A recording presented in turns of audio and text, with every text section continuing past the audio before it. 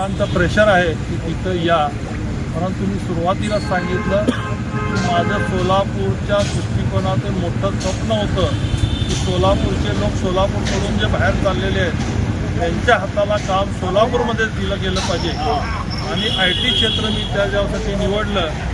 IT क्षेत्र फक्त आणि फक्त शरद पवारसाहेब सोलापुरात आणू शकतात आणि त्यामुळं ती मोठी देणगी पवारसाहेबांनी सोलापूरला दिलेली असल्यामुळं मी शरद पवारसाहेबांना सोडून कुठेही जाणार. अण्णा, एक तुमचे विजय प्रधाने खंदे समर्थक होते, आज त्यांनी असंख्य कार्यकर्त्यासोबत अजितदादाच्या पक्षात प्रवेश केला. तुमचं काय मत आहे? काय झालं आहे, प्रत्येकाला सध्या काही लोक पळवापळीचं काम चालू आहे. कुणाला निधी देतो, हे देतो वगैरे सगळे ते केलेले आहेत. आणि शेवटी प्रत्येकाला असतं की सत्ताधारीमध्ये असल्या तर आपले कामं होतील. परंतु मला असं वाटत नाही आहे.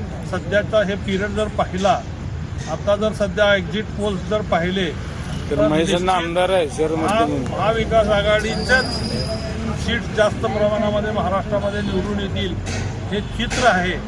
त्यामुळे माझी सगळ्या जाणाऱ्याला विनंती हीच राहणार आहे की केवळ निधीसाठी तुम्ही इकडे तिकडे जाऊ नका. निधी आत्ता जरी दिला तुम्हाला, आचारसंहिता लागणार आहे आणि हा निधी खर्च पडणार आहे का, या सगळ्या गोष्टींचा अभ्यास करूनच आपण जाऊ.